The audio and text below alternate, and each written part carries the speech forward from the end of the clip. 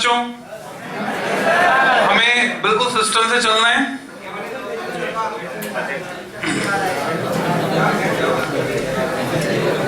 एक अच्छी व्यवस्था बनाते हुए एग्जाम्पल सेट करना है। तो क्लास स्टार्ट करने का समय हो गया। सुदृढ़ प्रोग्राम 1 में सभी बच्चों का, सुदृढ़ प्रोग्राम 1 2017 सभी बच्चों का स्वागत है। मैं तुम्हारा फिजिक्स टीचर, फिजिक्स पढ़ाऊंगा तुमको। तो प्रार्थना से शुरू करते हैं क्लास। प्रार्थना करेंगे। इतनी शक्ति हमें देना दाता, मन का विश्वास कमजोर होना, हम चले नेक रास्ते पे हमसे भूल कर भी कोई भूल होना। इतनी शक्ति हमें देना दाता, मन का विश्वास कमजोर होना, दूर अज्ञान के हो अंधेरे, तू हमें ज्ञान की रोशनी दे, हर बुराई से बच के रहे हम, जितनी भी दे भली जिंदगी दे, बैर होना किसी का किसी से, भावना मन में बदले की होना, हम चले नेक रास्ते पे हमसे भूल कर भी कोई भूल होना। इतनी शक्ति हमें देना दाता, मन का विश्वास कमजोर होना, हम न सोचे हमें क्या मिला है, हम ये सोचे किया क्या है अर्पण, फूल खुशियों के बांटे सभी को, सबका जीवन भी बन जाए मधुबन, अपनी करुणा का जल तू बहा के, कर दे पावन हर एक मन का कोना, हम चले नेक रास्ते पे हमसे भूल कर भी कोई भूल होना। इतनी शक्ति हमें देना दाता, मन का विश्वास कमजोर होना। बस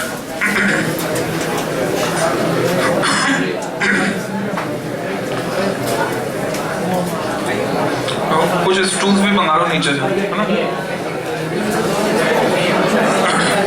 वो चेयर्स ले लो, मैं लगाओ यहाँ 3 चेयर्स है ना, लगाओ। सभी लोग बैठ जाएं शांति से, जहां भी जगह मिल रही है तुम्हें। 1-2 दिन में पूरी व्यवस्था सही हो जाएगी, क्योंकि ना तो हमारे पास कोई अनुमान था कि कितने बच्चे टॉपिक लिस्ट 1 में आएंगे, कितने बच्चे टॉपिक लिस्ट 2 में आएंगे। तो 1-2 दिन में सब कुछ सुव्यवस्थित हो जाएगा। इस क्लास में जो पर्टिकुलर मेथड रहेगा, तैयारी का तरीका, हमारा पढ़ने का तरीका, तो उसे थोड़ा बहुत तुम्हें फैमिलियर कर दूं मैं। एक रजिस्टर चाहिए हमको, और ये जो पूरी फिजिक्स चलेगी इसमें तुम ये मान के चलो टिल 31 मार्च, 31 मार्च तक। स्टूल ले आओ, नीचे मिल जाएंगे तुमको, है ना? नीचे से स्टूल ले आओ।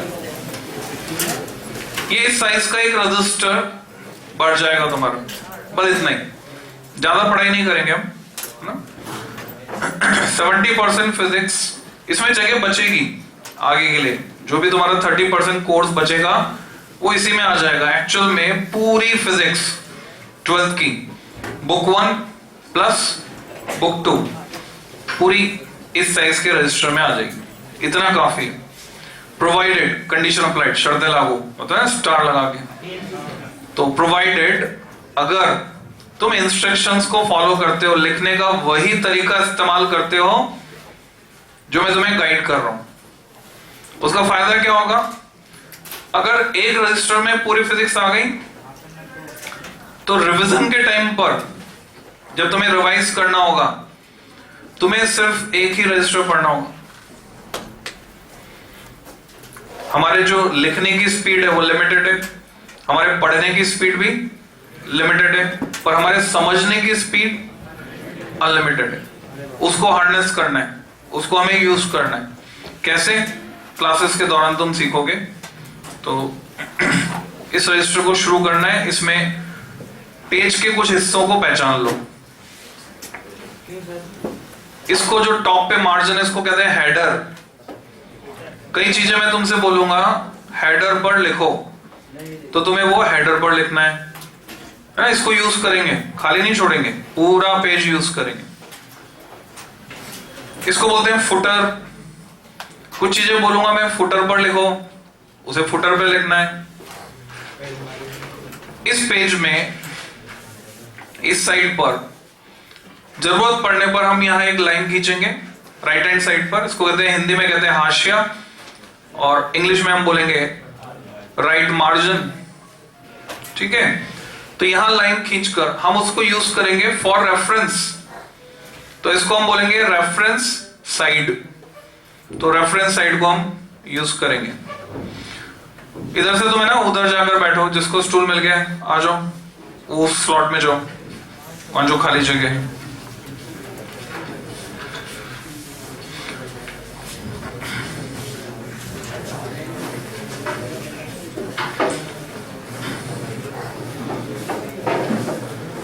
ठीक है, तुम लोग यहां बैठ जाओ।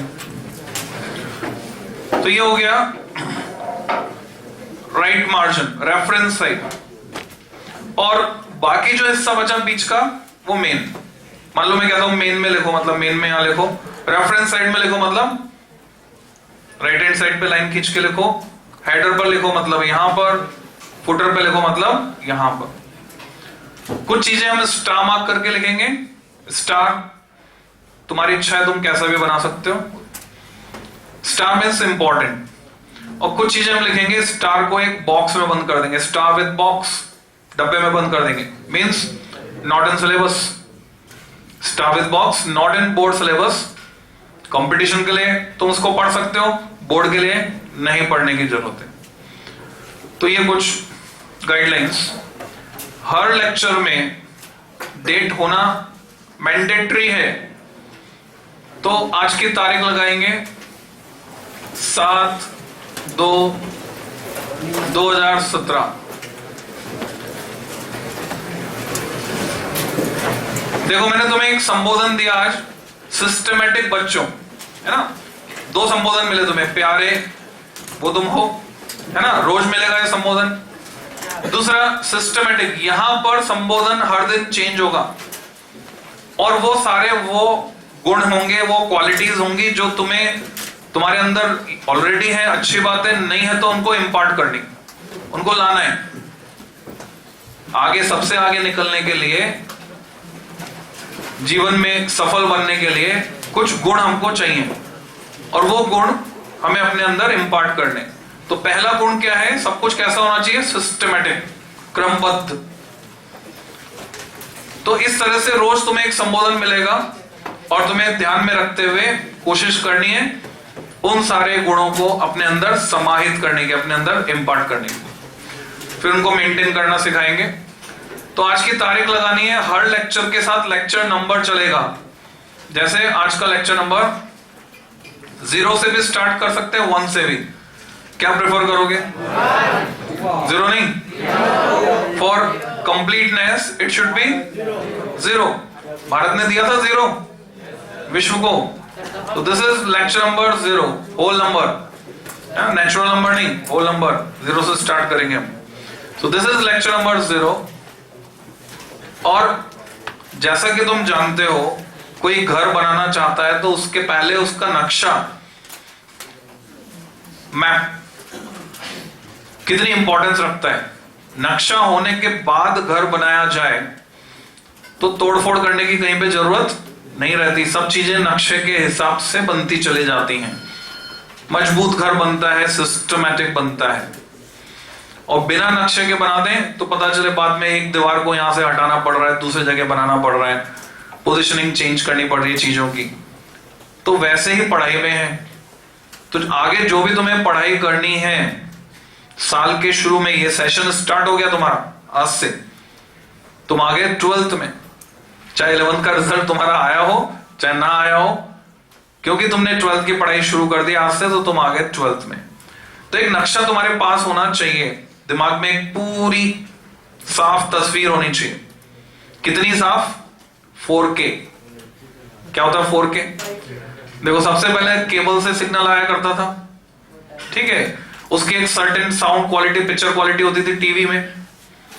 फिर केबल के बाद सेट टॉप बॉक्स से आने लगा। सेट टॉप बॉक्स में 3 तार निकल के आते थे, एक पीले रंग का वीडियो के लिए, एक लाल रंग का लेफ्ट ऑडियो के लिए, एक सफेद रंग का राइट ऑडियो के लिए। क्वालिटी में इंप्रूवमेंट हुआ। क्यों? क्योंकि पहले जो सिग्नल था वो एनालॉग था। अच्छा, क्लास में एक भी बात फालतू नहीं है, कोई कहानी नहीं है, कहानियां जितनी भी हैं वो सब सब्जेक्ट में आएंगी।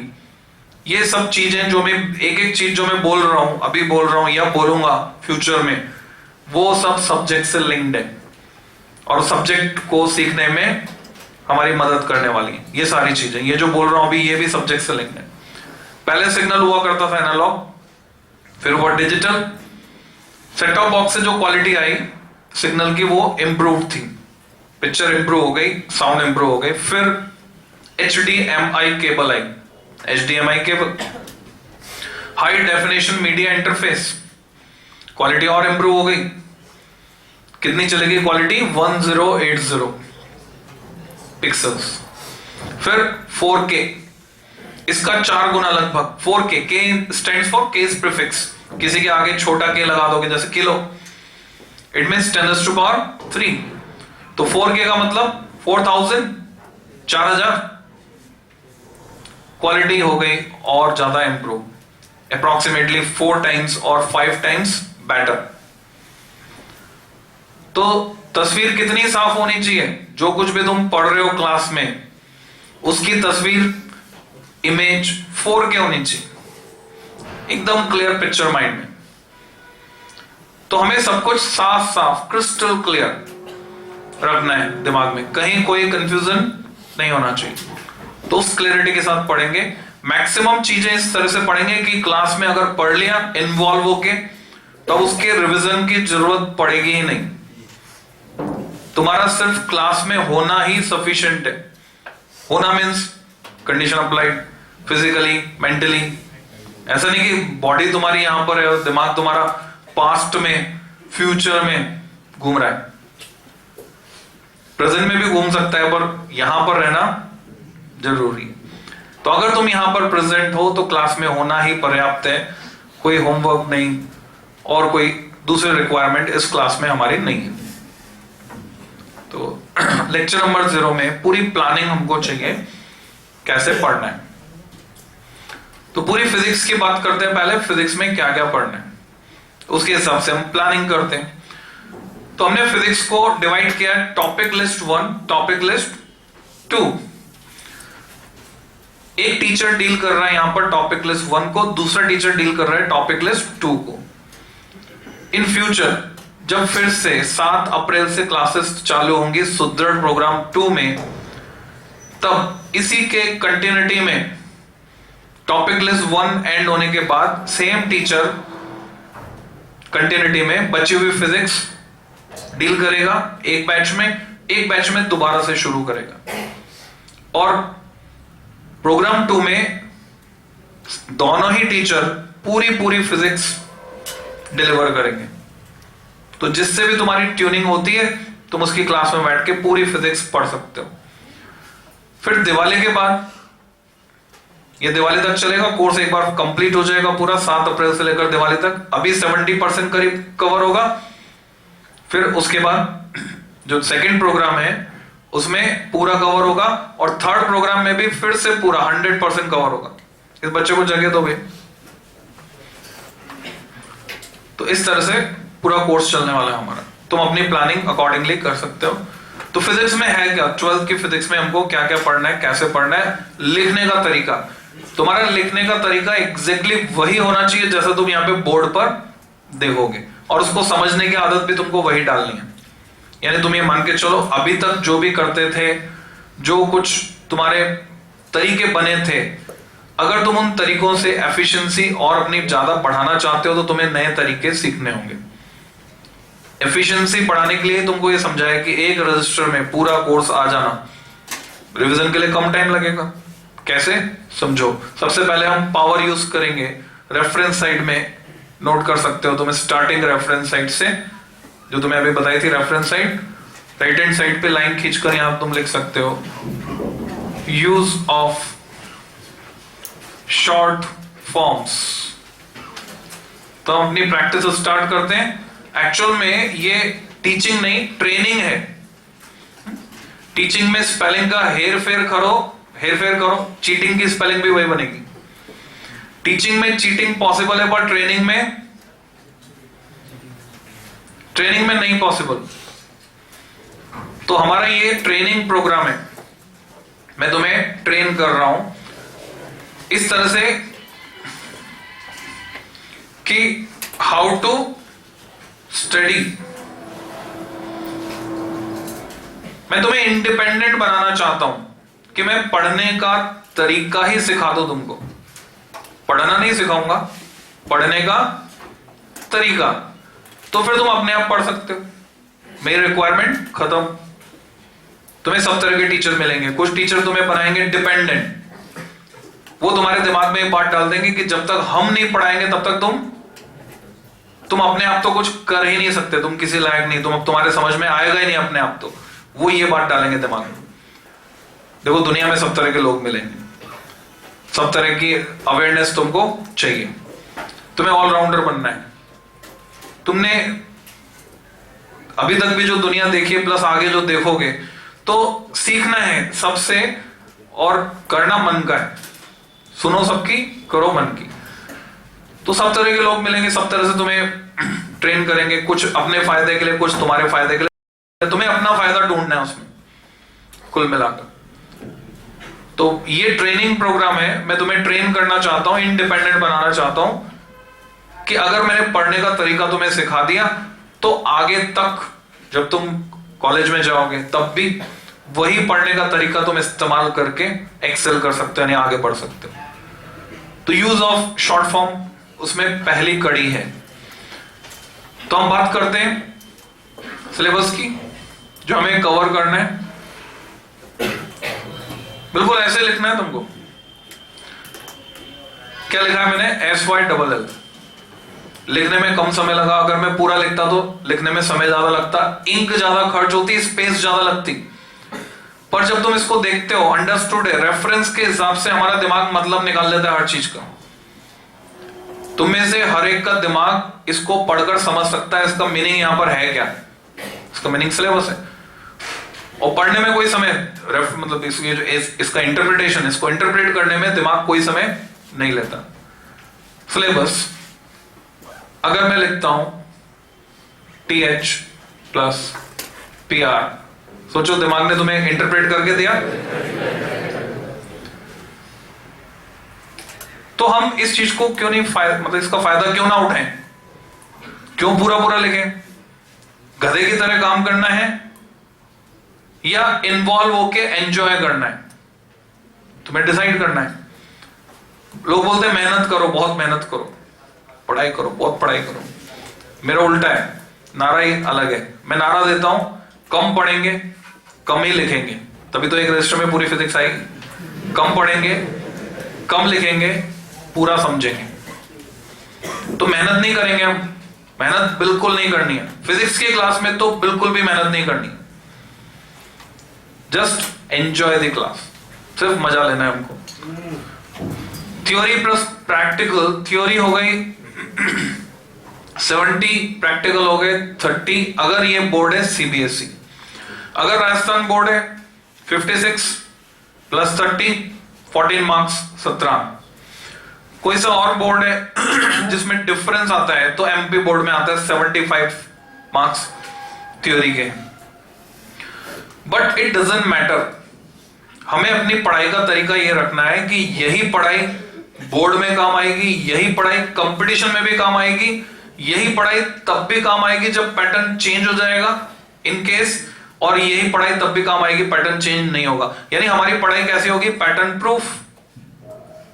हमें कोई फर्क नहीं पड़ता। हम सेलेक्टिव स्टडी नहीं करने जा रहे बोर्ड के लिए।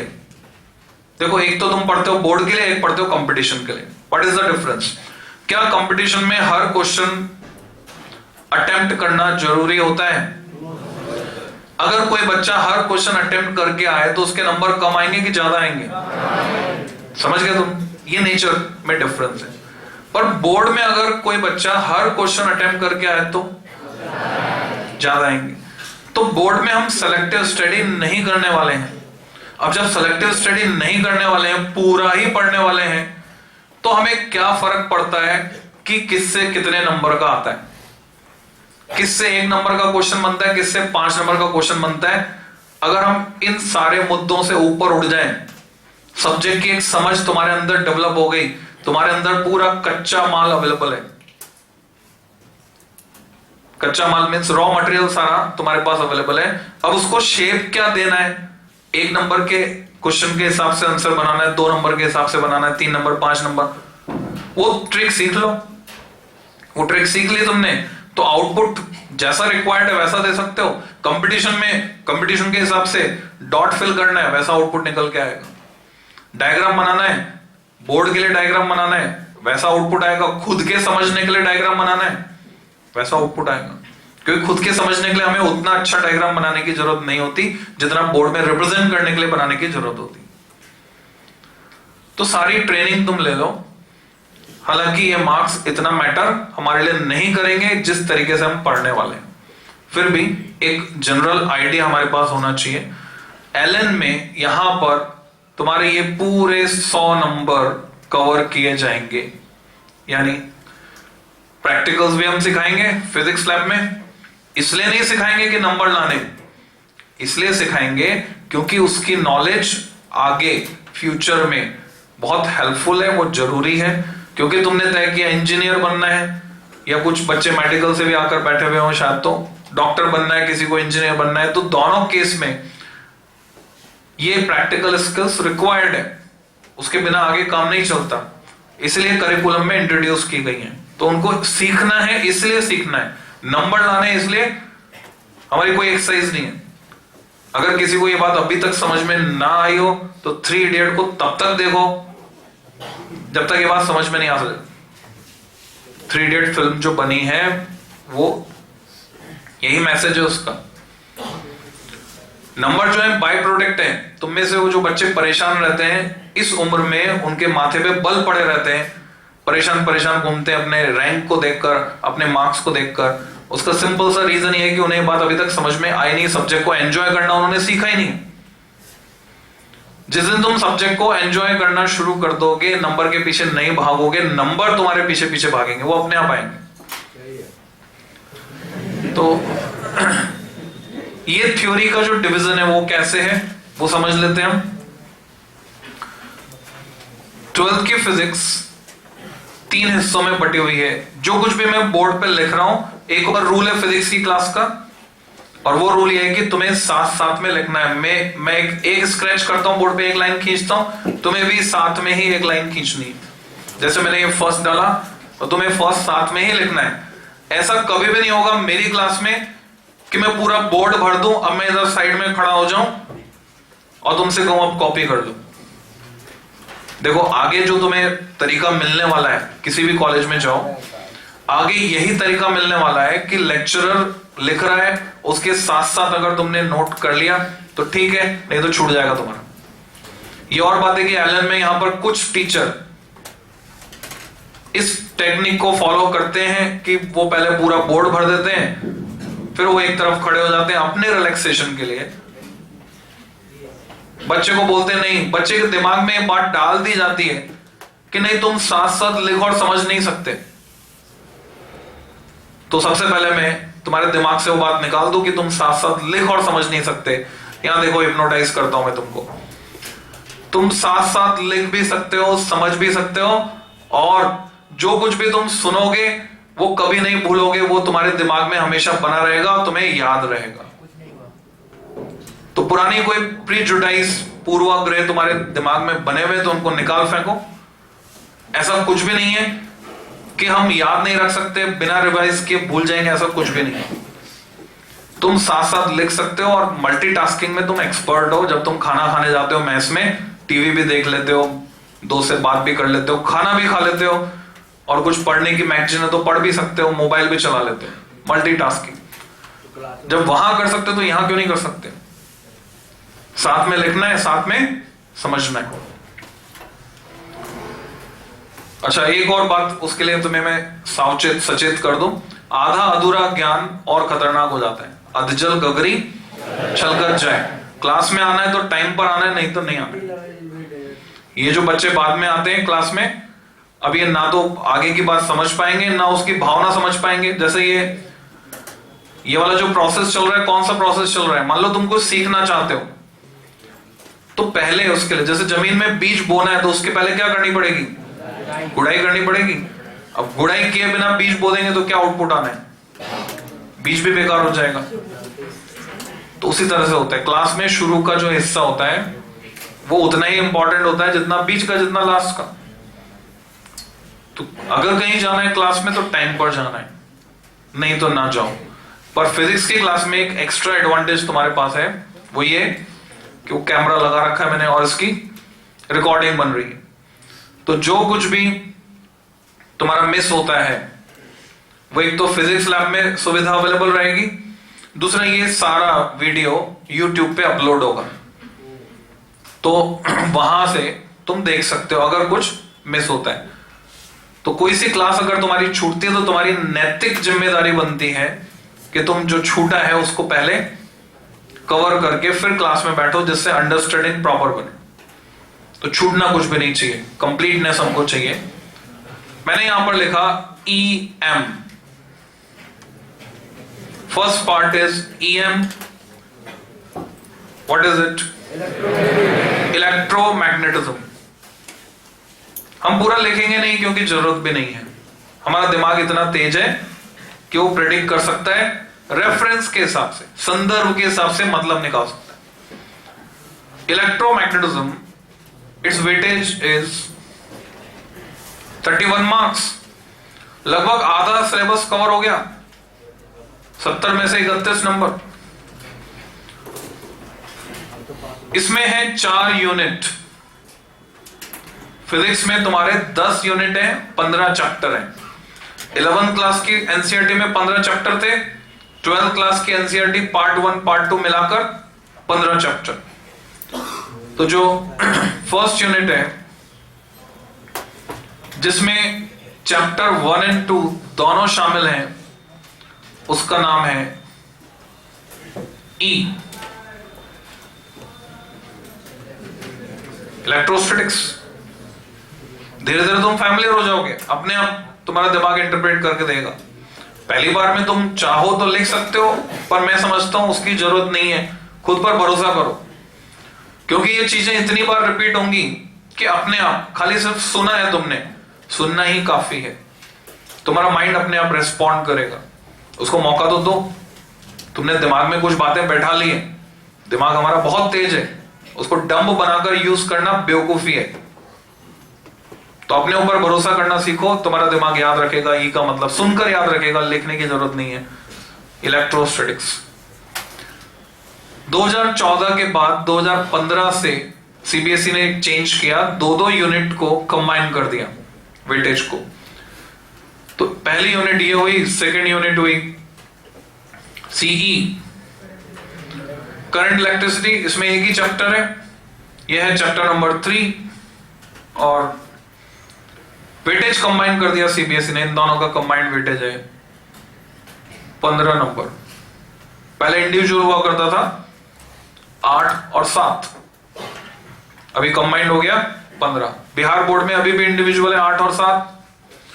राजस्थान बोर्ड में जाए, क्योंकि पेपर 56 नंबर का होता है तो 2-2 नंबर कम कर लो, ऐसा होता है। पर जैसे मैंने तुम्हें कहा, मैटर नहीं करता हमारे लिए, हम जैसे पढ़ाई करने वाले हैं। जो तीसरी यूनिट है, थर्ड, जिसमें फिर से 2 चैप्टर है, चैप्टर नंबर 4 एंड 5, इसका नाम है M, मैग्नेटिज्म। और जो चौथी यूनिट इसमें शामिल है, 4 यूनिट हैं इसमें, जिसमें फिर से 2 चैप्टर हैं, चैप्टर नंबर 6 एंड 7, इसका नाम है EMI एंड AC। और फिर से यूनिट नंबर 3 और 4 का जो कंबाइंड वेटेज है दोनों मिलाकर वो है 16 नंबर। तुम देखोगे सब्जेक्ट प्रेडिक्टेबल भी होता है ना। कुछ वर्ड्स हैं जिनसे तुम्हें फैमिलियरिटी बनानी है, जिनमें इटसेल्फ एक वर्ड फैमिलियरिटी है, यूज ऑफ शॉर्ट फॉर्म, ये सीखना है हमको, इसकी ट्रेनिंग चलेगी तुम्हारी। फैमिलियरिटी, लिंकिंग, प्रेडिक्शन, इनकी मीनिंग तुमको क्लियर होने चाहिए। इन सबको हम यूज करने वाले हैं अपनी पढ़ाई के लिए, इफेक्टिवली पढ़ने के लिए हम इनको यूज करने वाले हैं।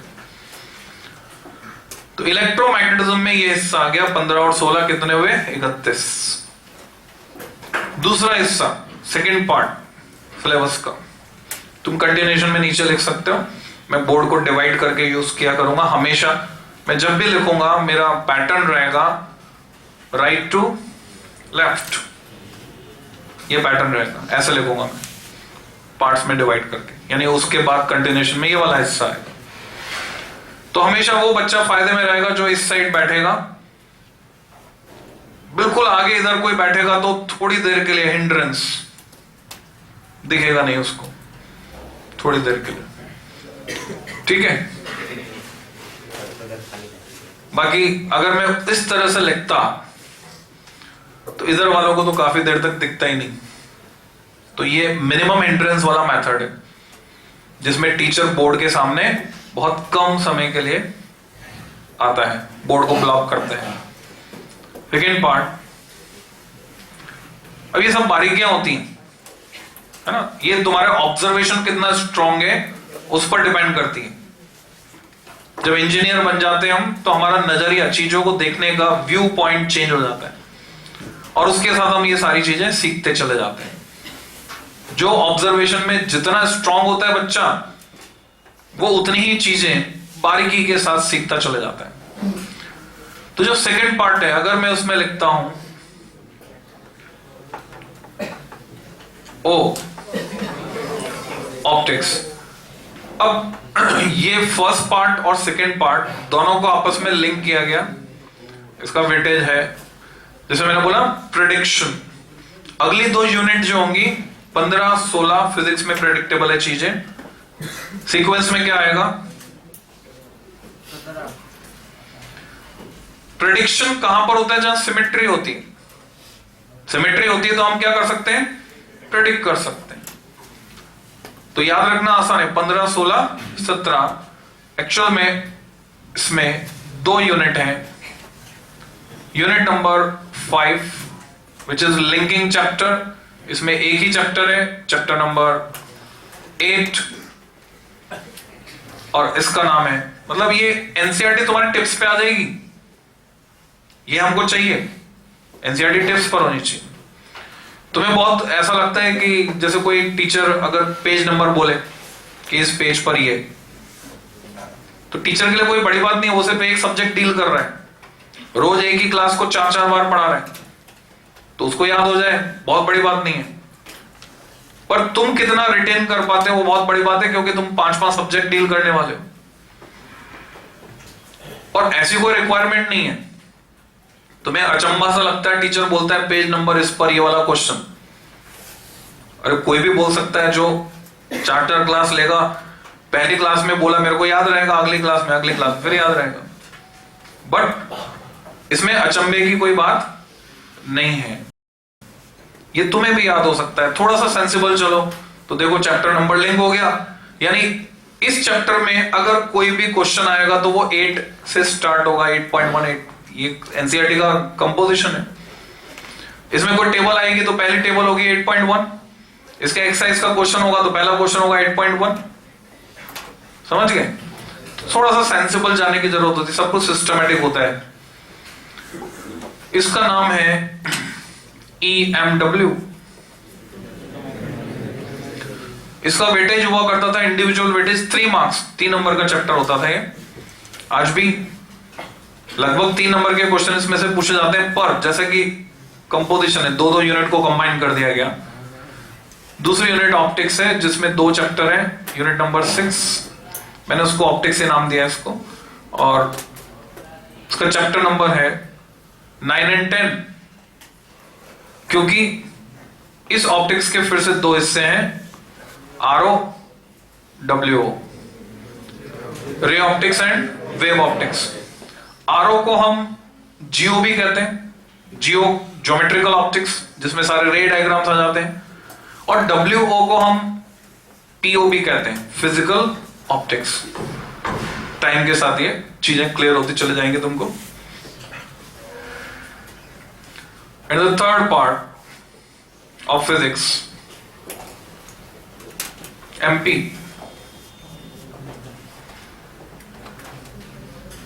modern physics, the whole physics which is developed after 19th century, 19वीं शताब्दी के बाद जितने भी फिजिक्स में डेवलपमेंट जो भी हुए हैं वो सब हम पढ़ते हैं मॉडर्न फिजिक्स में।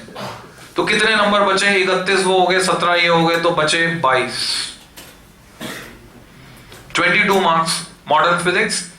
अगेन 4 चैप्टर्स, सिमेट्री है, 4 चैप्टर्स नहीं, 4 यूनिट्स, इधर 4 यूनिट, इधर भी 4 यूनिट, बीच में ही है।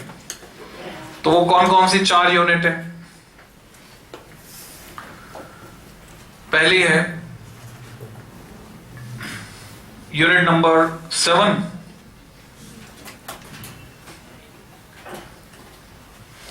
और chapter number 11, DN, dual nature of matter and radiation.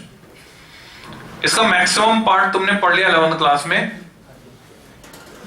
अगर मैं बोलता हूं वर्क फंक्शन, तो एक फैमिली टर्म है, इसका मैक्सिमम पार्ट तुमने केमिस्ट्री में पढ़ लिया। फोटो इलेक्ट्रिक इफेक्ट आएगा, डी ब्रोगली की हाइपोथेसिस आएगी, लैम्डा इक्वल टू h/p। बस ये है, छोटा सा चैप्टर है, 4 नंबर का हुआ करता था, पर जब यूनिट कंबाइन कर दी गई तो अगली जो है यूनिट नंबर 8, यूनिट नंबर 8 है, चैप्टर नंबर 12 है एंड 13 है, कंबाइंड है इसमें 12 एंड 13, और इसका नाम है AN, atoms and nuclei. Atoms and nuclei फिर से वो हिस्सा जो केमिस्ट्री में पढ़ चुके हो, वही रदरफोर्ड का मॉडल, बोर का model, hydrogen spectrum, energy, Lyman Palmer partial bracket, फुर्न series, ये सब।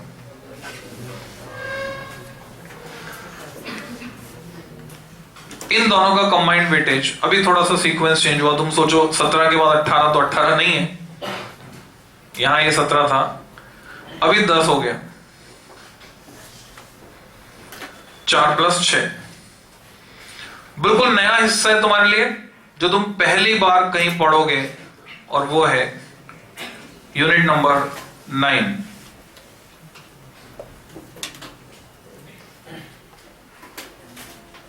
चैप्टर नंबर 14,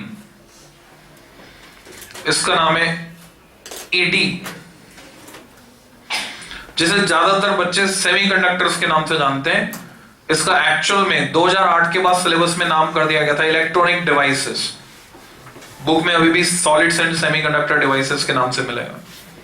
तो इलेक्ट्रॉनिक डिवाइसेस, जितने भी हम इलेक्ट्रॉनिक डिवाइसेस यूज कर रहे हैं, ये कैमरा, वो कैमरा, तुम्हारा mobile phone, radio, TV, computer, ये सब कैसे काम करते हैं, ये जो माइक मैं इस्तेमाल कर रहा हूं, ये माइक कैसे काम कर रहा है, वो सब हम सीखेंगे। इलेक्ट्रॉनिक डिवाइसेस बहुत ही इंटरेस्टिंग पार्ट है, इंटरेस्टिंग चैप्टर। महाराष्ट्र बोर्ड के जो बच्चे होते हैं, इवन वो अगर ये एक इलेक्ट्रॉनिक सब्जेक्ट अलग से लेते हैं, वोकेशनल सब्जेक्ट चलता है उनके, तो पूरी एक किताब पढ़नी पड़ती है उनको इलेक्ट्रॉनिक्स पर। Last 10th unit, chapter number 15, CS, communication systems. 2008 से पहले इसका नाम हुआ करता था POC, प्रिंसिपल्स ऑफ कम्युनिकेशन। 2008 में इसका नाम बदल के कर दिया गया कम्युनिकेशन सिस्टम्स। कंबाइंड वेटेज 12, 7 और 5। तो ये है सिलेबस, ये नक्शा, ये पूरा हमें कवर करना है फिजिक्स की क्लास में। एनसीईआरटी का कंपोजिशन इस तरह का है कि सीक्वेंस में अगर तुम पढ़ो तो लिंक बनता चले जाता है, ये पढ़ने के बाद ये अच्छा समझ में आता है, ये पढ़ने के बाद, दोनों पढ़ने के बाद ये बहुत अच्छा समझ में आता है, फिर ये समझ में आता है, एंड सो ऑन। अगर वो सारे पढ़े हुए हो तो ये बहुत अच्छा समझ में आता है।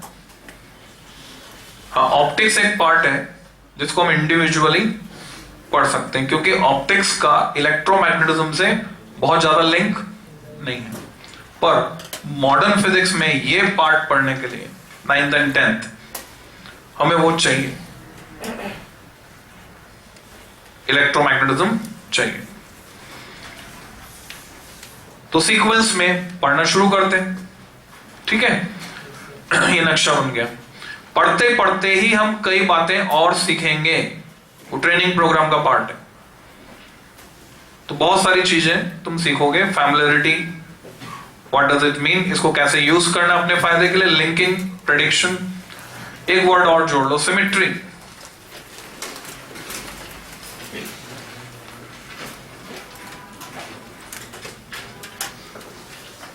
अपने दिमाग में एक बात बैठा लो, फिजिक्स इज वेरी इजी, बहुत आसान है। इसको हम आसान बना के भी पढ़ सकते हैं और चाहे तो इसी को बहुत मुश्किल बनाकर भी पढ़ सकते हैं। तो तुम्हें आसान बना के पढ़ना है या मुश्किल बना के पढ़ना है, वो तुम्हारी चॉइस। मैं तो तुम्हें आसान बनाकर ही पढ़ाऊंगा, मैं सिर्फ आसान फिजिक्स पढ़ाता हूं, मुश्किल फिजिक्स में पढ़ाता ही नहीं। एक्चुअल में मेरे लिए आसान है, मैं आसान ही पढ़ाता हूं। तो वो कैसे आसान और मुश्किल, वो भी सीखेंगे हम। तो जो कुछ भी हम सीखने वाले हैं वो सब प्रेडिक्टेबल है, हम पहले से सोच सकते हैं। फिजिक्स में जितनी भी टर्म्स होती हैं, जितने भी नाम होते हैं, उन नाम के बारे में थोड़ा सा सोचें तो हमें अंदाजा लग जाता है वो क्या है। केमिस्ट्री में मुश्किल है, केमिस्ट्री बोले साइनो बाइफेनिल, पता नहीं क्या है। जब तक पता नहीं हो तुमको कैलकुलेटर में जो काले रंग का लिक्विड होता है जिससे सारे अक्षर बनते हैं, उस केमिकल का नाम है साइनो बाइफेनिल। पर फिजिक्स में अगर बोले रिटेंटिविटी, तो जो डिक्शनरी मीनिंग है वही मीनिंग है, रिटेन करने की एबिलिटी, सहेज के रखने की क्षमता। तो फिजिक्स में चीजें आसान है, ये तुम महसूस करोगे। तो पहली यूनिट इलेक्ट्रोस्टैटिक्स पढ़ना शुरू करते हैं। हेडिंग, इसमें तुम्हारे टेस्ट भी होंगे बीच बीच में, होम टेस्ट, क्लास टेस्ट। तो इसको हमें कैसे पढ़ना है उसका पूरा परफॉर्मा मैं तुम्हें दे देता हूं आज। इलेक्ट्रोस्टैटिक्स को इसमें क्या क्या चीजें हैं, तुम हेडिंग लगा सकते हो इलेक्ट्रोस्टैटिक्स, ब्रैकेट में अप्रॉक्सीमेट वेटेज 8 मार्क्स, लगभग 8 नंबर का कंटेंट इसमें से आ सकता है।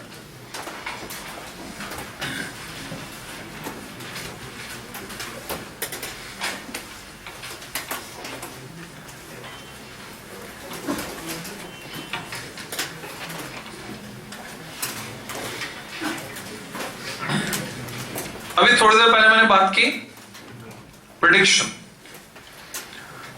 एक नाम तुम्हारे सामने है,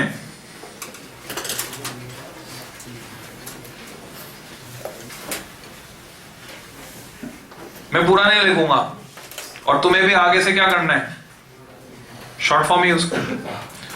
इलेक्ट्रोस्टैटिक्स, इसके 2 पार्ट कर सकते हैं हम। इलेक्ट्रोस्टैटिक्स प्रेडिक्टेबल है, इलेक्ट्रिसिटी स्टैटिक्स रेस्ट पर। 11 में पढ़ के आए हम स्टैटिक्स डायनामिक्स। तो नाम से ही क्लियर है इलेक्ट्रोस्टैटिक्स में क्या पढ़ना है हमको, जब तक इलेक्ट्रिसिटी रेस्ट पर रहेगी। अब इलेक्ट्रिसिटी किसके साथ एसोसिएटेड है, जैसे ग्रेविटेशन मास के साथ एसोसिएटेड है, वैसे इलेक्ट्रिसिटी चार्ज के साथ एसोसिएटेड है, जैसे मैग्नेटिज्म मैग्नेट के साथ एसोसिएटेड है, वैसे ही सिमेट्री, प्रेडिक्शन, सिमेट्री, ये सब यूज करते चलेंगे। तो कम पढ़ के काम चल जाएगा, सब चीजें लिंक हो जाएंगी आपस में। तो अगर मैं तुम्हें एक सेंटेंस बोलूं, सेंटेंस फॉर्मेशन भी सिखाऊंगा अंग्रेजी कैसे बनानी। तो अगर मैं तुम्हें एक सेंटेंस बोलूं, what is electrostatics? It is study of charge at rest. जब तक रेस्ट पर है उससे रिलेटेड सारी प्रॉपर्टीज, फिनोमेना, जिस ब्रांच, फिजिक्स के जिस ब्रांच में हम पढ़ते हैं उस फिजिक्स की ब्रांच को क्या बोलते हैं? इलेक्ट्रोस्टैटिक्स। क्या जरूरत है इस सेंटेंस को लिखने की? एग्जाम में कहीं पूछा जाने वाला नहीं है। इसकी एक अंडरस्टैंडिंग चाहिए तुम्हारे दिमाग में, जो कि वर्ड को पढ़ने से या सुनने से एसोसिएट हो रही है, लिंक हो रही है। Electrostatics is the study of charge at rest. अगर तुम खुद पे भरोसा कर सको तो ये तो तुम कभी भी रिप्रोड्यूस कर सकते हो। What is electrostatics? It is study of charge at rest. No need to write, पूछा जाने वाला भी नहीं है। यानी हमारे रजिस्टर में क्या कंटेंट रहेगा? सिर्फ वो कंटेंट रहेगा जो पूछा जाता है कहीं, या ऐसा कंटेंट जो हम डायरेक्टली याद नहीं रख सकते, वो रहेगा। बाकी सारा कंटेंट हम डायरेक्टली याद रख लेंगे। तो इलेक्ट्रोस्टैटिक्स की डेफिनेशन ना लिखते हुए सीधे हम बात करेंगे इसका जो फंडामेंटल लॉ है वो क्या है, किस पर ये बेस्ड है पूरी की पूरी इलेक्ट्रोस्टैटिक्स। तो सब हेडिंग फंडामेंटल लॉ।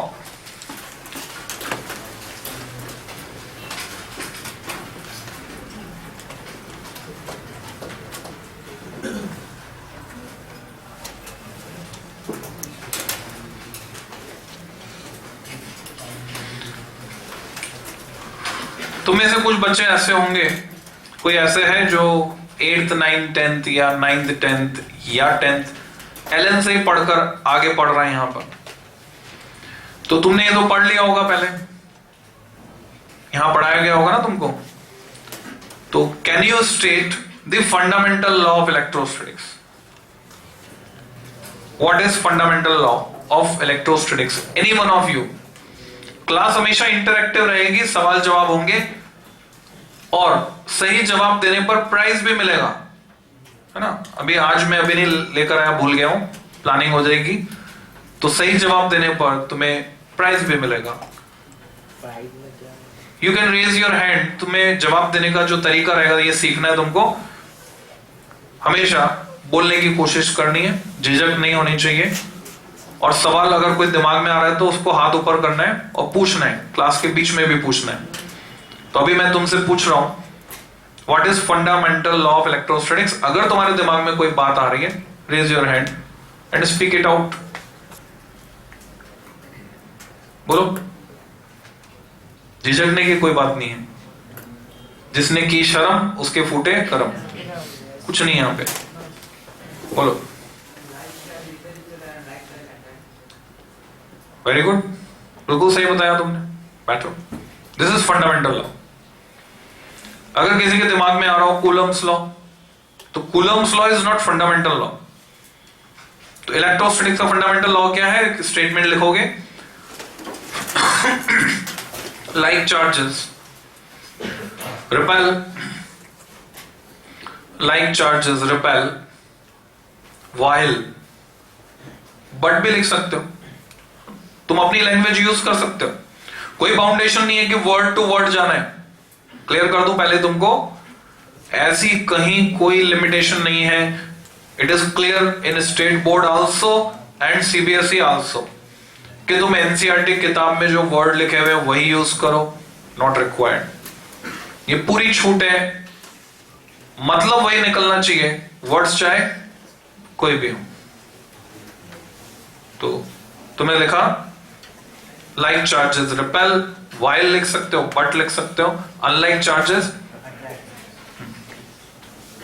अब तुम में से कुछ और एडवांस जाना चाहते हो तो यहां पर और प्रिडिक्टिव मैकेनिज्म लगा सकते हो, आगे लिखने की जरूरत नहीं है, but unlike charges dash dash. अब तुम्हारे दिमाग को मौका दो काम करने का। जब भी तुम इसे पढ़ोगे तो आगे का सेंटेंस दिमाग अपने आप पूरा करेगा, तुम्हें कुछ करना ही नहीं। देख लो पढ़ के, आगे का सेंटेंस दिमाग अपने आप पूरा करेगा। अगर हम सब्जेक्ट में से वो चीजें हटा दें जिनसे हम ऑलरेडी फैमिलियर हो चुके हैं, तो हमारा ये जो तैयार करने का कंटेंट है बहुत कम हो जाएगा। तभी तो स्मार्ट स्टडी होगी, तभी गधे नहीं बनेंगे। नहीं तो वो चीज जो हम जानते हैं उसको बार बार रिपीट करते जाएंगे। तो it is up to you. अगर तुम इन्वॉल्व होकर लिखोगे तो ऐसी सारी चीजें कट ऑफ हो जाएंगी, तुम्हारा रजिस्टर और छोटा रह जाएगा। तो दिस इज फंडामेंटल लॉ।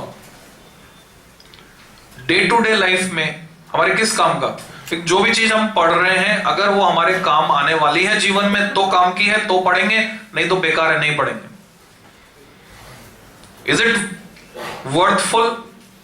ये लॉ लाइफ में कहीं यूज हो रहे हैं या तुमने यूज किया है डे टू डे लाइफ में, तो अपना एक्सपीरियंस शेयर करो। This is right time. Share your experience, जहां तुमने अपने फायदे के लिए इस लॉ को डे टू डे लाइफ में कहीं इस्तेमाल किया। The right way, raise your hand, है ना। मरमरिंग नहीं करनी, आपस में नहीं बातचीत, मेरे साथ इंटरेक्ट करो। मैं अवेलेबल हूं यहाँ पे डायरेक्टली तुम्हारे साथ इंटरेक्ट करने के लिए। सीधा मुझसे बोलो, हाथ ऊपर करो उसके बाद बोलो। भाई यही करेक्शन होगा सारा। अगर तुम गलत सोचते हो तो यहां से तुम्हारी सोच को सही डायरेक्शन में ले जाने का काम टीचर का, कि तुम्हें कैसे सोचना चाहिए। पर वो तब होगा जब तुम अपने आप को एक्सप्रेस करोगे। तो खाली ऐसे बोलने से काम नहीं चलेगा। मैग्नेट, अब तुम अगर हाथ ऊपर करके मैग्नेट बोलोगे तो मैं फिर तुम्हें बताऊंगा हम किसकी बात कर रहे हैं, चार्जेस की, मैग्नेट की बात नहीं कर रहे हैं। वो बात हम मैग्नेटिज्म में करेंगे, लाइक चार्जेस। तो यहां पर इलेक्ट्रिक फोर्स आता है। तो इसको डे टू डे लाइफ में कहां यूज किया? Raise your hand, share your experience, बोलो। इलेक्ट्रिक सर्किट में हम कैसे यूज कर रहे हैं like charges, repel, unlike charges, attract. जहां सर्किट की बात आएगी उसमें करंट फ्लो होगा, ठीक है। तो करंट फ्लो होगा तो वो डायनामिक्स में चले जाएंगे। हम लिंक करते चले जाओ, सोचते चले जाओ, लिंक करते चले जाओ, डायनामिक्स में चले जाएंगे। डायनामिक्स में चले जाएंगे मींस करंट, इलेक्ट्रिसिटी। अभी हम किस में? स्टैटिक्स में है। That's why not a circuit. और खाली पढ़ाई नहीं, मैं डे टू डे लाइफ की बात कर रहा हूं। और सोचो, बैठ जाओ। हाँ, कंघी में फायदे के लिए इस्तेमाल किया, फॉर बेनिफिट। कैसे कंघी में कैसे इस्तेमाल किया बताओ? ठीक है, उससे फिर क्या करेंगे? हाँ, उसे बोलने दो। कंघी को रगड़ा, चार्ज आ गया, अब उससे क्या करेंगे हम?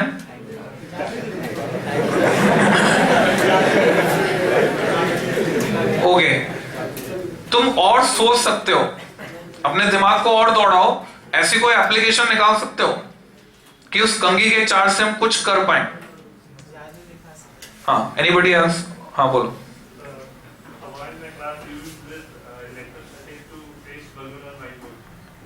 करेक्ट, बैठो। बर्थडे पर डेकोरेशन के लिए, अपने फायदे के लिए तुमने बैलून को चिपकाने में, दीवार पे चिपकाने में इस फंडामेंटल लॉ को यूज किया है। Unlike charges attract each other. Balloon को रगड़ा, बैलून का मटेरियल रबर, रबर होता है रेजिनस, लिंक करना टर्म को। Rubber, plastic, paints, polythene, all are resinous. Chemistry में पढ़ते हो, resin, resin like material, resinous. इसके अपोजिट ग्लास, पोर्सिलिन, चीनी मिट्टी, बेसिन होता है, सिंक, टॉयलेट की सीट जिस मटेरियल से बनी होती है, ये सब कहलाता है विट्रियस। कई बार तुमने देखा हो तो उस पे लिखा है विट्रियस पेरीवेयर, it is called vitreous. So there are two categories. दो नए शब्द तुम्हारे सामने आ गए, रेजोनेंस, विट्रियस, इन पे अपोजिट नेचर का चार्ज आता है। बैलून को रगड़ा, बैलून है रेजोनेंस, उस पे जो चार्ज आएगा, सपोज मैंने उसको नेगेटिव कहा, दीवार न्यूट्रल है, दीवार को नहीं रगड़ा है, दीवार अभी न्यूट्रल है। नेगेटिवली चार्ज बैलून को जब मैं दीवार के पास लेकर जाता हूं तो दीवार में जो नियर बाय सरफेस पर इलेक्ट्रॉन्स है रिपेल होकर वहां से हट जाते हैं, तो वहां बचते हैं पॉजिटिव आयंस। वो पॉजिटिव आयंस जिन पे अपोजिट नेचर का चार्ज बैलून को अट्रैक्ट करते, बैलून चिपक जाता है। ये एक मोटी मोटी डिटेल हुई, ये तुम्हारा पर्सनल एक्सपीरियंस। अब बीइंग इंजीनियरिंग स्टूडेंट, तुम्हें और क्या एनालिसिस करना चाहिए? ये एक्सपेरिमेंट तुम्हारे हाथ में, तुम करके देख सकते हो, तुम्हारे हाथ की बात है, मतलब इजीली एक्सेसिबल है। बैलून को चार्ज करो, होली आने वाली है, छोटे वाले बैलून के साथ एक्सपेरिमेंट करो, बिना पानी भरे, हवा भर के, चार्ज करके चिपकाओ, लकड़ी के दरवाजे पर चिपकाओ, लोहे की अलमारी पर चिपकाओ, इंसुलेटर, कंडक्टर। ऑब्जर्व करो किस पर रेडिली चिपकता है, किस पे एकदम से खींचकर चिपकता है, तेज फोर्स से अट्रैक्ट होकर चिपकता है, लकड़ी के दरवाजे पर या लोहे की अलमारी पर। फिर ये ऑब्जर्व करो किस पर ज्यादा देर तक चिपका रहता है, लकड़ी के दरवाजे पर या लोहे की अलमारी पर। फिर सब्जेक्ट लिंक होता चला जाएगा, सब्जेक्ट सीखते चले जाओगे। So this is fundamental law used in sticking balloon to the wall. Experiment करके देखो, बैलून को रगड़ा जिस साइड से, उस साइड से चिपक रहा है, घुमाया, उल्टा करके चिपकाया, नहीं चिपक रहा है। कंसेप्ट डेवलप होगा यहां से कि जहां से रगड़ते हैं इंसुलेटर को, इंसुलेटर पर charge, rubber is insulator, charge सिर्फ वहीं आता है, वो यूनिफॉर्मली डिस्ट्रीब्यूट नहीं होता, दूसरी साइड नहीं जाता, क्योंकि बैलून दूसरी साइड से नहीं चिपक रहा है। अनदर कंसेप्ट, जिधर से तुमने रगड़ा, तुमने देखा चिपक गया है, चिपक रहा है, दोबारा खींचा, फिर देखा वापस चिपक रहा है। अब तुमने उस बैलून के उस साइड को जहां से घिसा था, उसको यहां लगाया, माथे पे, गाल पे। अब वापस चिपकाने की कोशिश करो। Will it stick on the wall? चिपकेगा। Means your body is conductor, charge transfer हो गया। ठीक है, इस तरह से एक्सपेरिमेंट आगे बढ़ता है, हमारी सोच आगे बढ़ती है, हम सब्जेक्ट को सीखते चले जाते हैं। Any other day to day life में यूज होने वाली कोई ऐसी एप्लीकेशन जो तुम बताना चाहो?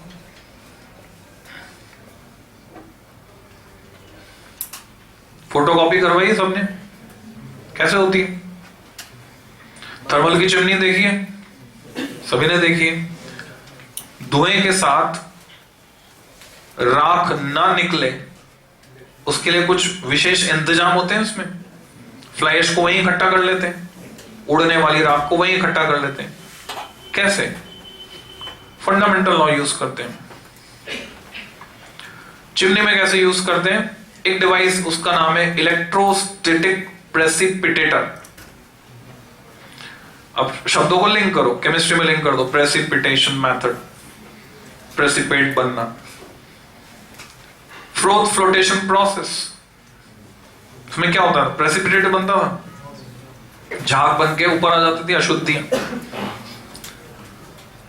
तो यहां पर प्रेसिपिटेशन का मतलब क्या है? और इलेक्ट्रोस्टैटिक प्रेसिपिटेटर, तो इलेक्ट्रोस्टैटिक टेक्निक कुछ लगा रहे हैं उसमें।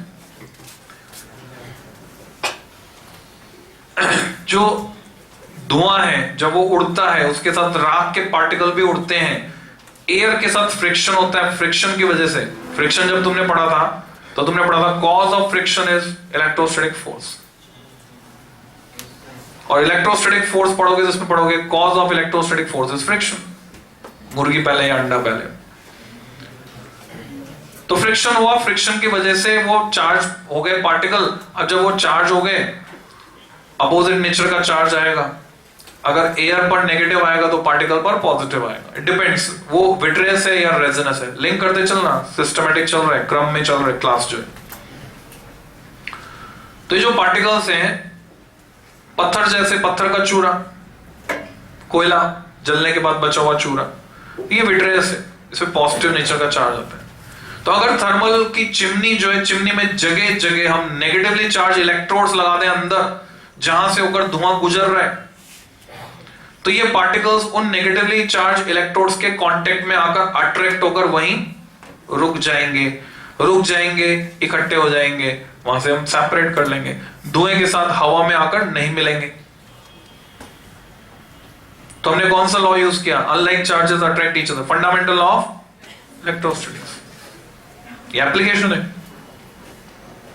फोटोकॉपी मशीन में क्या हो रहा है? Can you predict? सोचो, पूरा प्रोसेस दिमाग में घुमाओ। फोटोकॉपी कराते हैं, क्या क्या होता है, क्या ऑब्जर्वेशन है तुम्हारा? तुम्हारी मार्कशीट की फोटोकॉपी तुम्हें करवानी है। मार्कशीट तुमने ले जाके दुकानदार को हाथ में दी, ऑब्जर्वेशन है। एक वीडियो चल रहा है, दिमाग में वीडियो देखते जाओ। देखो, एक तो तरीका है कि तुम शब्दों से विजुलाइज कर सकते हो। Visualization is very very important, क्योंकि हमारा दिमाग शब्द नहीं समझता है, हमारा दिमाग तो फोटो स्टोर करता है, इमेज स्टोर करता है, वीडियो स्टोर करता है। तो अगर उस फॉर्मेट में दिमाग को समझाओगे तो वो परमानेंट रहेगा, स्टोर हो जाएगा। और अगर वर्ड्स पे जाओगे तो वो स्टोर नहीं हो पाएंगे, फिर तो रटना पड़ेगा। रटंत विद्या भी हमें इस्तेमाल करनी है, रटना भी है चीजों को, पर ज्यादा चीजों को हम नहीं रट सकते हैं, इसलिए मैक्सिमम चीजों को समझने की कोशिश करनी। दोनों कलाओं को, रटना और समझना, दोनों को मिक्स करके बैलेंस वे में यूज करना है। तो अभी मैं तुम्हें शब्दों से विजुलाइज कराने की कोशिश कर रहा हूं। पहले क्या होता था, टीवी नहीं था दुनिया में, तो लोग अपना मनोरंजन कैसे करते थे? मैगजीन्स, उपन्यास, बॉल पॉकेट बुक्स, छोटे उपन्यास, बड़े उपन्यास, उसमें लेखक शब्दों को इस तरह से लिखता था कि उसको पढ़ने वाला वो चीज विजुलाइज कर लेता था। तो ये पुरानी टेक्निक है। अगर तुम्हें शब्दों से समझ में आ रहा है देन इट्स ओके। नहीं समझ पाओगे तो हमारे पास उसके लिए भी साधन है, प्रोजेक्टर अवेलेबल है। मैं कल क्लास में प्रोजेक्टर लाके लगा दूंगा, आधी स्क्रीन पे प्रोजेक्ट, आधी बोर्ड पे प्रोजेक्टर चलेगा, आधे बोर्ड पे मैं लिख दूंगा। तो जो मैं तुम्हें विजुलाइज कराना चाहता हूं, मैं बोल रहा हूं थर्मल की चिमनी, तो उस पे फोटो आ जाएगी, थर्मल की चिमनी, धुआं निकलते हुए देखेगा। It is also possible. तो जहां जरूरत पड़ेगी हम इस्तेमाल करेंगे, उसको रिवीजन के लिए इस्तेमाल करेंगे। तो तुमने विजुलाइज किया कि तुमने वो मार्कशीट ले जाकर उसको दी, उसने वो ढक्कन खोला मशीन का, उस पे मार्कशीट को उल्टा करके रखा जिसमें छपा हुआ हिस्सा था नीचे की तरफ। अब ढक्कन बंद किया, एक बटन दबाया, एक लाइट बीम लाइन से चलती हुई देखी, कुछ आवाजें आई, घरड़ घरड़, और एक कागज दूसरी साइड से निकल के आया जो उस समय गर्म था, हाथ में ले तो गर्म होता है, और उस पे मार्कशीट एज इट इज छपी हुई थी। ये तुम्हें बाहर बाहर देखा, अंदर क्या हुआ होगा you can imagine, you can predict. कई बार तुमने उसको देखा है, फोटोकॉपी मशीन में इंक खत्म हो जाती है तो काले से रंग का पाउडर भरता है चैम्बर में, एक सिलेंडर सा उसमें होता है घूमने वाला।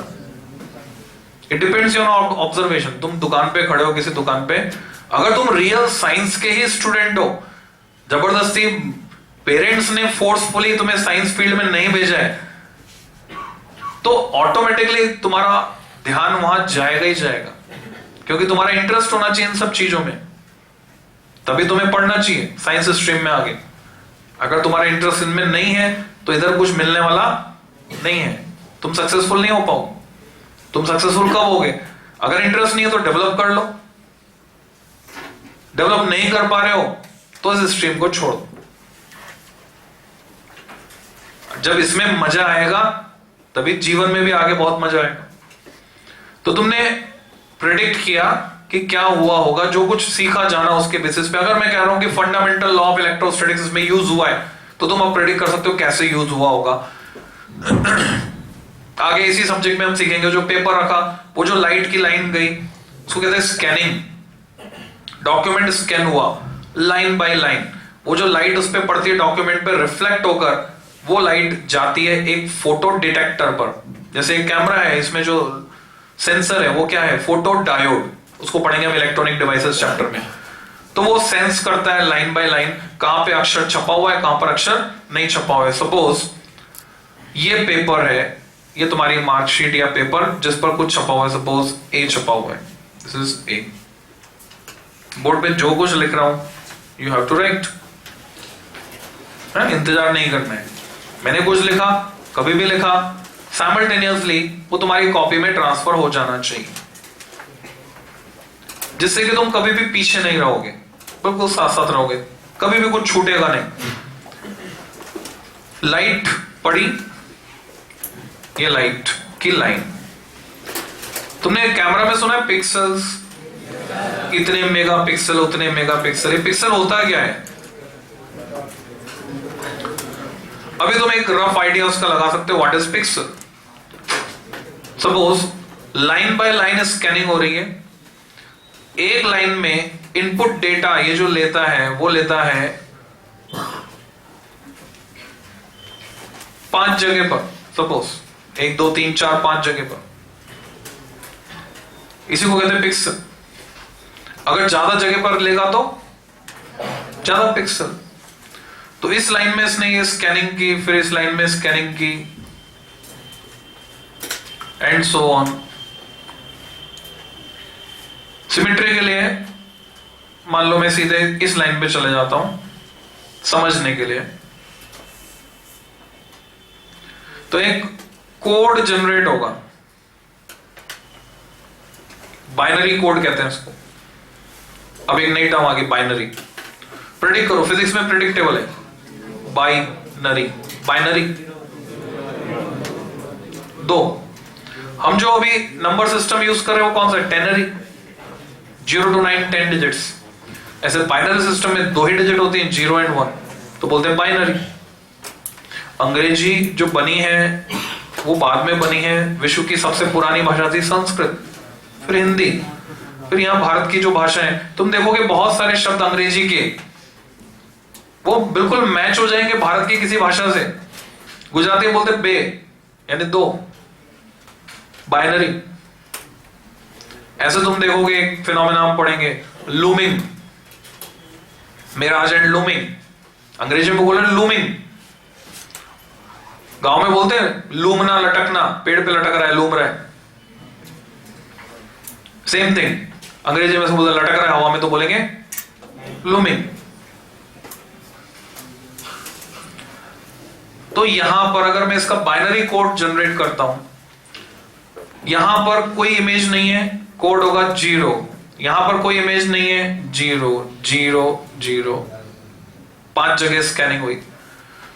यहां पर अगर हम देखें, जहां पर वर्ड है, जहां छपा हुआ है, 1 हो गया, एंड सो ऑन। तो तुम प्रेडिक्ट कर सकते हो या समझ सकते हो ऐसे कुछ सिचुएशन यहां पर होगी। बाइनरी कोड में कन्वर्ट हो जाएगी ये पूरी इमेज, और बाइनरी कोड में कन्वर्ट होने के बाद ये जाएगी उसके प्रिंटिंग सेक्शन को, और प्रिंटिंग सेक्शन क्या करेगा? इसको प्रिंट करेगा। मेरी क्लास में एक बात पे रेस्ट्रिक्शन है, वो क्या? तुम्हारा जो बॉडी लैंग्वेज है वो सही होना चाहिए। ऐसे सहारा लेना, यहां से सहारा लेना नॉट अलाउड। बच्चा क्या करता है, पहले एक बल्ली लगाता है, फिर दूसरी बल्ली लगा, फिर सो जाता है अपनी गर्दन को सहारा देने के लिए। तो ऐसा कोई भी बॉडी पोस्चर अलाउड नहीं है जिसमें जो बॉडी पोस्चर तुम्हें सोने की तरफ ले जा रहा है।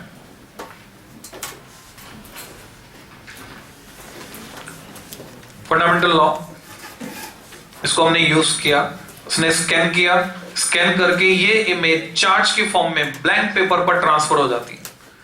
पेपर इंसुलेटर है कि कंडक्टर है? इंसुलेटर है। इंसुलेटर पे अभी हमने कंसेप्ट डेवलप किया था बैलून के एग्जांपल के साथ कि इंसुलेटर को जो भी चार्ज दोगे वो उस पे यूनिफॉर्मली डिस्ट्रीब्यूट होगा या लोकली जाएगा? लोकली जाएगा। तो उस कागज पर चार्ज के फॉर्म में ये इमेज ट्रांसफर हो जाएगी। जहां जहां ए बना हुआ है वहां कागज पॉजिटिवली चार्ज हो जाएगा, ब्लैंक पेपर। अब ये पॉजिटिवली चार्ज पेपर को हम टोनर में से गुजारते हैं। टोनर पार्टिकल ड्रम पे चिपके होते हैं, टोनर यानी वो काले रंग की इंक पाउडर फॉर्म में, जिसे नेगेटिवली चार्ज कर दिया जाता है। अब ये पेपर जब उस टोनर पार्टिकल के कांटेक्ट में आएगा तो अपोजिट नेचर का चार्ज कागज पे वहां चिपक जाएगा जहां से पेपर पॉजिटिवली चार्ज है। इमेज बन गई। अब एक और ऑब्जर्वेशन बीच में आता है, तुमने कई बार देखा हो फोटोकॉपी मशीन वाला जब कागज फंस जाता है तो कई बार तो वो कागज निकाल के मशीन में से कपड़ा रखता है, पहुंच के साफ कर देता है, रीयूज कर लेता है कागज को, और कई बार पहुंच के साफ नहीं कर सकता है। तो जब तक इमेज टेम्परेरी है वो पहुंच के साफ करके यूज कर लेता। अभी इमेज टेम्परेरी है, इमेज बनी है, पाउडर वहां पर स्टिक हुआ है, पर वो परमानेंट नहीं है, पाउडर फॉर्म में है, झाड़ेंगे तो झड़ जाएगा। इसको परमानेंट करने के लिए हीटिंग यूनिट से पास करते हैं। हीटिंग यूनिट से जब ये कागज गुजरता है तो ये इंक का पाउडर, ये हटाओ बल्लियां, मेल्ट होकर परमानेंटली वहां पर इमेज बन जाती होगी फोटोकॉपी। इसलिए वो कागज गर्म होता है क्योंकि हीटिंग यूनिट से आया होता है। तो फंडामेंटल लॉ हमने यूज किया। एक पैराग्राफ हमको लिखना है, लिखोगे नेक्स्ट लाइन ये डायग्राम बनाने के बाद, द नॉलेज ऑफ इलेक्ट्रोस्टैटिक्स कैसे लिखोगे? Knowledge of E, capital E, understood है, तुम्हारा दिमाग अपने आप इंटरप्रेट करके देगा। क्योंकि जब तुम कम लिखोगे तब तुम फास्ट लिख पाओगे। The knowledge of electrostatics is utilised in sticking balloon to the wall, in sticking चिपकाना है balloon to the wall, comma, in fly ash collection, fly ash उड़ने वाली राख, fly ash collection in chimneys, in fly ash collection in chimneys,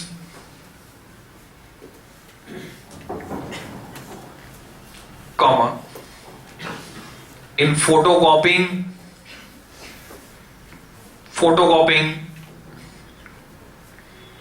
comma, laser printing. Laser printer बिल्कुल इसी तरह से काम करता है और लेजर लिखने का सही तरीका ये शॉर्ट फॉर्म है, इसको इस तरह से लिखा जाएगा।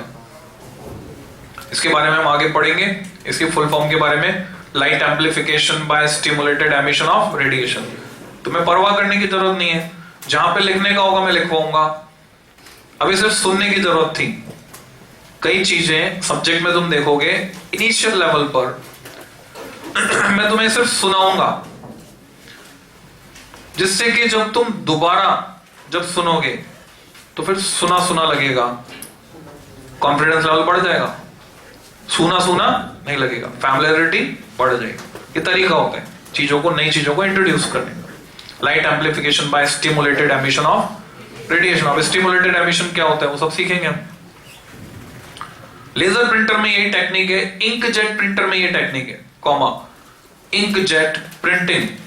इंक नेगेटिवली चार्ज होती है, पेपर पॉजिटिवली चार्ज होता है, इंक को स्प्रे करते हैं पेपर पे, वहीं जाकर चिपकती है जहां से वो पॉजिटिवली चार्ज होता है। फंडामेंटल लॉ यूज किया हमने, कॉमा, स्प्रे पेंटिंग।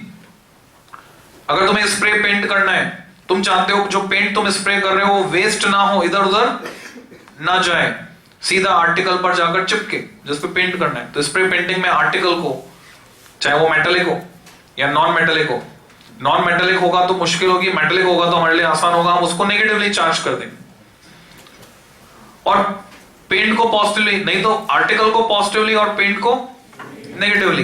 पेंट में स्पेशली हम मिक्स करते हैं। अब इसकी केमिस्ट्री में चले जाओ, पेंट में हम ऐसी चीजें मिलाएंगे जो पेंट को चार्ज करने में आसानी रखेगी, आसानी हो जाएगी उससे। अब नेगेटिवली चार्ज पेंट को स्प्रे करेंगे। फॉर एग्जाम्पल तुम इसी चैप्टर में पढ़ोगे, तुम जानते हो रबर कैसा इंसुलेटर है, पर एरोप्लेन के रबर के टायर बनाते वक्त हम उस रबर में कुछ ग्रेफाइट मिला देते हैं। ग्रेफाइट इज गुड कंडक्टर, जिससे एरोप्लेन के रबर के टायर स्लाइटली कंडक्टिंग होते हैं नेचर में। ऐसा क्यों करते हैं सीखेंगे हम आगे के लेक्चर में। और एक एग्जांपल लिखो, कॉमा, इन अम्यूजमेंट पार्क्स, अम्यूजमेंट यानी मनोरंजन, PARKS पार्क्स, जैसे अप्पू घर हुआ करता था, एसएल वर्ल्ड, डिज्नीलैंड, इन सबको बोलते हैं amusement parks, etcetera, etc. Dot. क्या तुम में से कोई एक्सप्लेन कर सकता है कि अम्यूजमेंट पार्क में अम्यूजमेंट के लिए, मनोरंजन के लिए कैसे हम ये फंडामेंटल लॉ यूज कर रहे हैं या करते हैं? Raise your hand if you have any idea.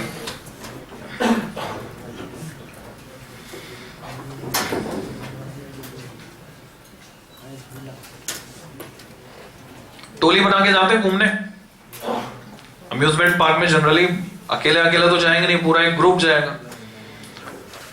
वहां तुम गए, विजुलाइज करो, फिर से पिक्चर देखना शुरू करो कि वहां एक स्टॉल है जहां पर एक लकड़ी का या प्लास्टिक का प्लेटफॉर्म अलग से बना हुआ है, इंसुलेटेड, आइसोलेटेड। टोली में से ग्रुप का एक मेंबर जाकर उस प्लेटफॉर्म पर बैठ जाता है। उसी के पास में एक इंस्ट्रूमेंट रखा हुआ है, एक डिवाइस है जिसमें एक बड़ा सा ग्लोब जैसा कुछ मेटल का पार्ट है। जैसे वो उस पर हाथ रखता है, प्रोवाइडेड उसके बाल सूखे हो, लंबे हो, तो बेटर ऑब्जर्वेशन मिलेगा। जैसे वो उस पर हाथ रखता है, उसके सर के बाल स्ट्रीक फॉर्म में स्ट्रेट खड़े हो जाते हैं, तो बाकी जो लोग आते हैं उसको देख के हंसते हैं, उनका मनोरंजन होता है। इस डिवाइस को कहते हैं वान डे ग्राफ जनरेटर। एक नई टर्म आ गई, वान डे ग्राफ, साइंटिस्ट का नाम, जनरेटर से तुम फैमिलियर हो। वन डे ग्राफ जनरेटर, नाम इसका जनरेटर है बट जनरेट कुछ नहीं करता, ये सिर्फ इकट्ठा करता है, एक्यूमुलेट करता है। कहीं होता है ना, नाम है करोड़ीमल और काम क्या करें, भिखारी, तो मिसनॉमर, जैसा नाम है वैसा गुण नहीं है, तो ये भी ऐसा ही है, मिसनॉमर है, जनरेट कुछ नहीं करता है, एक्यूमुलेट करता है, इकट्ठा करता है। तो उसने अपने ऊपर चार्ज इकट्ठा किया हुआ है, उस डिवाइस पे ग्लोब पर चार्ज इकट्ठा है, उसका पोटेंशियल बहुत हाई है। मैंने बोला बहुत हाई। अब जब तुम फिजिक्स में आओगे तो बहुत हाई है बोलना इनसफिशिएंट डेटा है।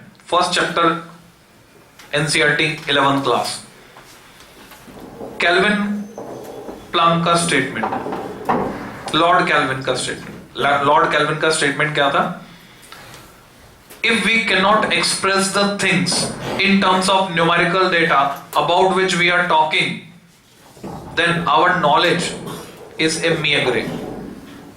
जिन चीजों के बारे में हम बात कर रहे हैं, अगर उन चीजों को हम न्यूमेरिकल टर्म्स में एक्सप्रेस नहीं कर सकते हैं, न्यूमेरिकल डेटा की फॉर्म में एक्सप्रेस नहीं कर सकते हैं, तो हमारी जो भी जानकारी, हमारा जो भी ज्ञान है, इज ए mere gray। एक शब्द इस्तेमाल किया, mere gray का मतलब आधा, अधूरा, असंतोषजनक। तो मैंने बोला बहुत हाई पोटेंशियल होता है। अब पहले तो हमें समझना होगा पोटेंशियल क्या होता है। तो एक ग्रेविटेशनल पोटेंशियल 11th क्लास में, फिर इलेक्ट्रिक पोटेंशियल 12th में है। मैग्नेटिक पोटेंशियल हम यूज नहीं करते, सिमेट्री है ना तीनों में। तो पोटेंशियल से जनरल जो मीनिंग निकल के आता है, वर्क करने की एबिलिटी ऑफ डूइंग वर्क। और अगर उसको यूनिट वर्ड से जोड़ दें, ability of doing work in unit amount, unit mass, gravitational potential, unit charge, electric potential. Potential की जो डायनामिक टर्म है वो है वोल्टेज, जो चार्ज को मूव कराती है। यहां प्लग है, इसमें कितना वोल्टेज है? 220। पोटेंशियल, वोल्टेज मिलती जुलती टर्म है। पोटेंशियल जो है स्टैटिक टर्म है और वोल्टेज डायनामिक टर्म है, जहां पे चलने का एहसास होता है कि जैसे वहां छुएंगे तो करंट फ्लो हो जाएगा। तो वैसे उसका हाई वोल्टेज, यूं समझो। कितना हाई डेटा चाहिए?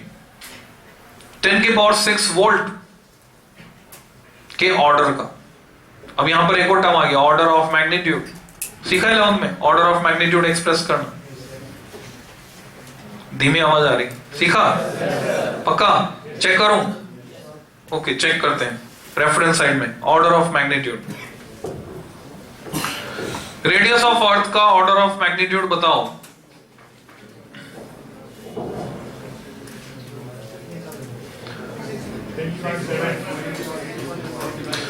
Order of magnitude means to express in nearest power of 10.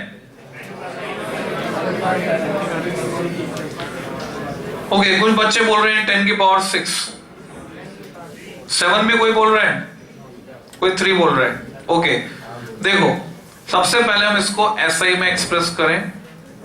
SI system of unit, kilometre में से 3 निकले, यहां से 3 और निकले, कुल मिलाकर बने 6। अब ये जो 6.4 है, इसको मैं 10 की पावर 0 के पास पाता हूं या 10 की पावर हाफ से बड़ा है तो 10 की पावर 1 के पास पाता हूं। तो तुम्हें पता है 10 की पावर हाफ कितना होता है?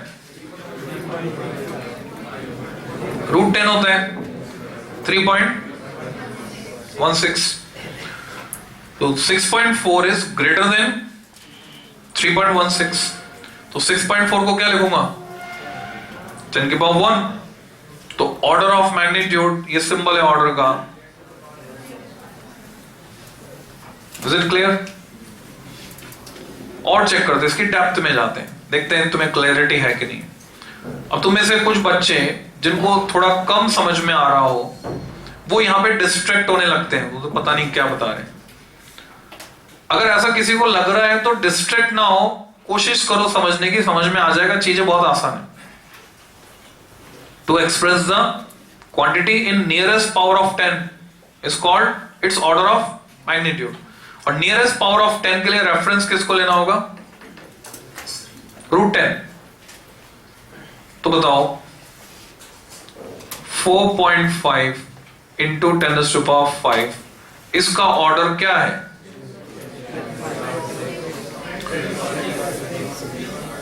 कितने लोग बोलते हैं 6 नहीं 10 की पावर 5 होगा? Raise your hand. कोई भी नहीं बोलता। किसी को तो आ रहा होगा मन में कि 5 से छोटा है, नहीं आ रहा? SC वर्मा में ये डिटेल रॉन्ग दी हुई है। SC वर्मा में उन्होंने रेफरेंस 3.16 की बजाय किसको लिया हुआ है? 5 को। अगर SC वर्मा के हिसाब से देखें then its order stands for 5, which is wrong. This is fine detail. ये तुम्हें क्लियर होना चाहिए। तो सही क्या है? Because to express in nearest power of 10, हम ये चेक करेंगे, रेफरेंसेस को मानेंगे, √10 को। 10 की पावर हाफ से बड़ा है तो 10 की पावर 1 मानेंगे, 10 की पावर हाफ से छोटा है तो 10 की पावर 0 मानेंगे। This is called order of magnitude. तो हम कई जगह आगे की फिजिक्स में ऑर्डर वर्ड यूज करेंगे। जब भी मैं कुछ बोलूंगा बहुत बड़ा या बहुत छोटा, मैंने बोला पोटेंशियल बहुत हाई है, किसका? वान टे ग्राफ जनरेटर का। तो बहुत हाई अपने आप में कोई सिग्निफिकेंस नहीं रखता जब तक कि मैं सपोर्ट में डेटा नहीं दूं। जब डेटा होगा तो हमें अंदाजा लगेगा। तुमने बोला फिजिक्स की क्लास में बहुत सारे बच्चे बैठे थे, बहुत सारे, इट मेक नो सेंस जब तक कि तुम्हें यहां की काउंटिंग नहीं पता हो कि ये कितने स्टूडेंट्स हैं। हैव यू एनी आइडिया कितने स्टूडेंट्स हैं यहां पर जो बैठे हैं? 200।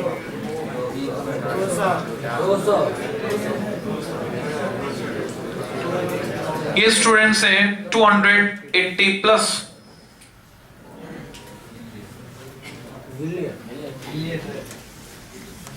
ठीक है, तो ऑर्डर ऑफ मतलब तुम बोलोगे 250 के आसपास बच्चे थे। Now it make a sense. अब इसका मीनिंग निकलता है कि हाँ कितने थे। तो हमेशा हमें डेटा से सपोर्ट करना होगा। ठीक है, तो यहां मैंने बोला 10 की पावर 6 वोल्ट। अब इसको कंपेयर करो, तुम्हें एक अंदाजा लगाना आना चाहिए 10 की पावर 6 ज्यादा होता है कि कम होता है, ये भी तो पता होना चाहिए। तो हम कंपेयर करेंगे जो हम जानते हैं। 220 कितना होता है? कभी कभी झटका खाया तुमने? तो 220 कितना होता है वो तुम जानते हो। तो उससे कंपेयर करो 10 की पावर 6 कितना होगा? बहुत ज्यादा। फिर भी उसको कोई झटका नहीं लग रहा है जब वो हाथ रख रहा है, बिकॉज वो इंसुलेटेड है। करंट फ्लो जब तक नहीं होगा तब तक झटका नहीं लगेगा। आने का रास्ता, जाने का रास्ता नहीं करंट के। तो उसकी बॉडी का पोटेंशियल हाई हो गया, यानी कोई छत से कूदता है और हाई टेंशन वायर एक तार पकड़ता है खाली, सेफ पकड़ना नहीं है। बट इन केस कोई गिर जाए और वो अपने गिरने के वेग को कम करने के लिए नीचे, अगर सीधा 3 मंजिल से नीचे गिरेगा तो हड्डी पसली टूटेगी। अब रास्ते में बिजली का तार है, या तो पेड़ होता तो सेफ था, पेड़ की डाल पकड़ के बच भी सकता था या गिरने के वेग को कम कर सकता था। पेड़ की बजाय क्या है, बिजली का तार है। रिस्क लेनी चाहिए कि नहीं लेनी चाहिए? तो जवाब है लेनी चाहिए। वो क्या करे, दोनों तार नहीं, एक तार, एक तार को पकड़ने की कोशिश करे, ही सेफ।